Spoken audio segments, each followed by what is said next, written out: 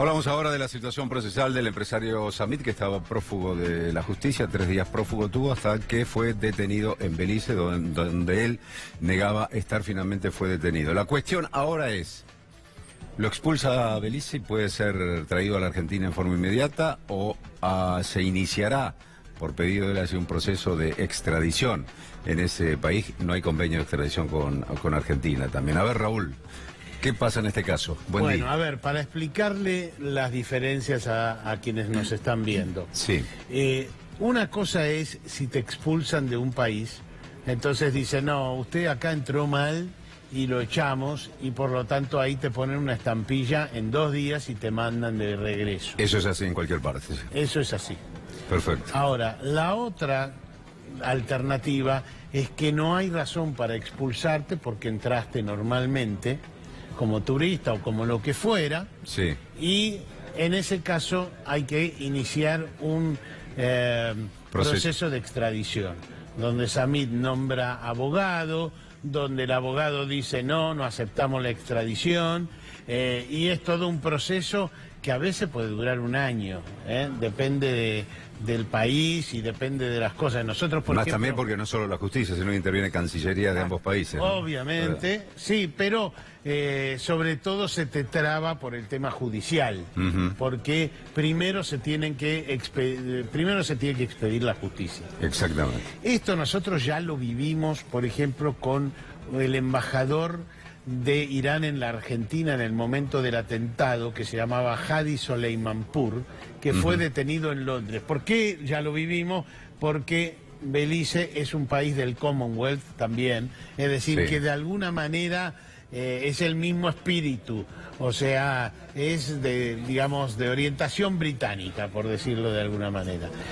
Hoy en día la relación entre el gobierno de Londres y el gobierno de Buenos Aires es muy buena, así que si uno tendría que apostar, diría, lo más probable es que lo expulsen y la hagan corta, por decirlo de alguna manera. Para que lo expulsen, Tuni, tiene que existir un delito del tipo migratorio, por ejemplo. Samit entró como turista. Sí. Que haya quedado registrado como turista cuando en realidad, en función a los hechos, no iba a ser turismo, sino que se estaba escapando de la policía argentina. Eso ya lo pone en una condición de, digamos, de ilegalidad. Sí, más o menos. El tema es que la verdad se cumple... que depende con qué ojo lo querés mirar. Por eso, es relativo.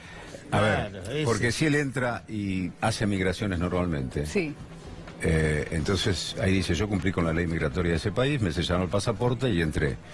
Lo que pasa es que Belice estaría utilizando el argumento de cómo salió de Argentina, cometiendo un delito. Entonces, si ya arrancó cometiendo un delito en la salida, lo utilizan, ese sería el argumento para decir lo expulsamos. Porque al país, a Belice entró de manera legal. El tema es el trayecto, lo que decía Clau, desde que salió de nuestro país. La esposa y el hijo de Alberto Samit llegaron ayer a Belice, y hoy presentarían un abogado.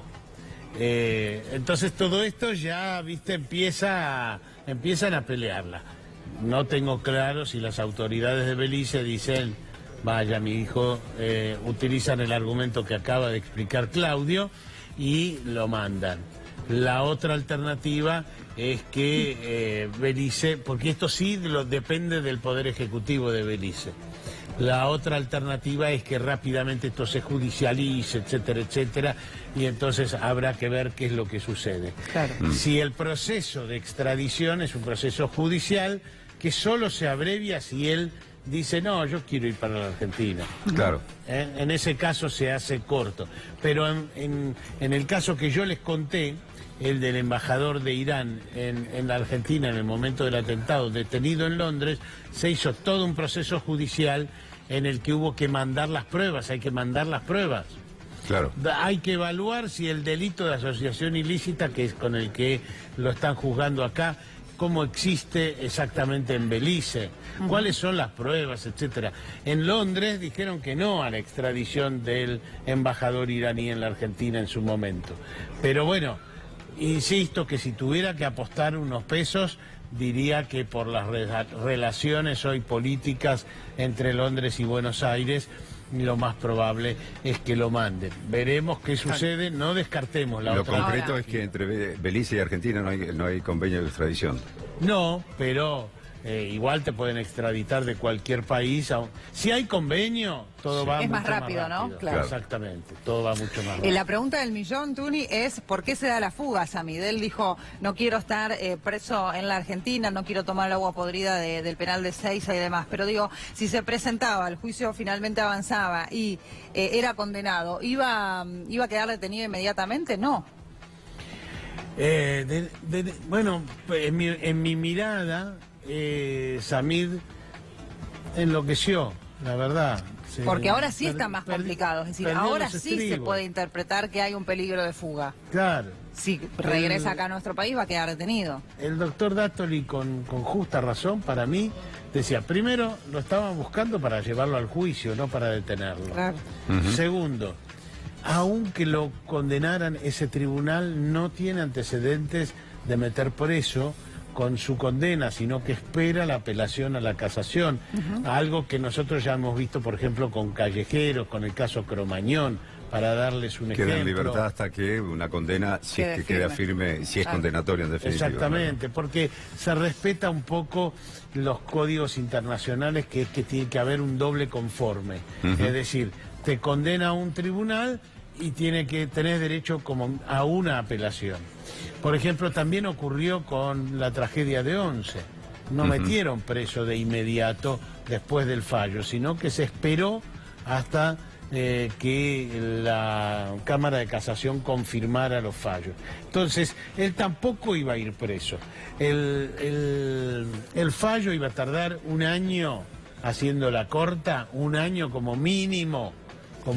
Para que quede firme. Para que quede firme, y además no era seguro, ¿eh? Ojo que ahí la prescripción, hay muchas cosas dando vueltas. ¿Qué pasa con la prescripción? Hay distintas opiniones, hay una discusión también en torno a cuándo puede llegar a prescribir esta causa, denuncia que fue realizada en realidad en 1996. Exactamente, bueno, ya dieron por prescripto el delito de impositivo, lo que no dan por prescripto es la asociación ilícita.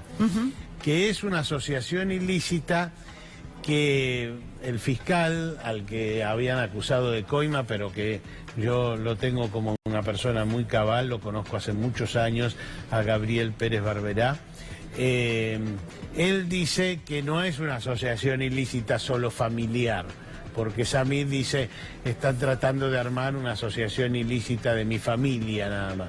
No, dice que había contadores, abogados en esa asociación ilícita, ese es el argumento del fiscal.